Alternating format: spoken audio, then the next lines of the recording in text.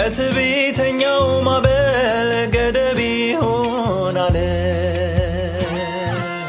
ካንተ ዘንድ ላለሆነው ለማልችለው እሳት ነፍሴን ያልፈቀድ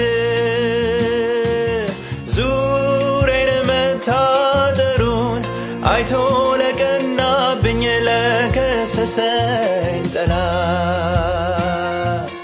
ገደቡን እንዳያልፍ መስመር ያሰመር ነፍሴን ያሳረፍካት።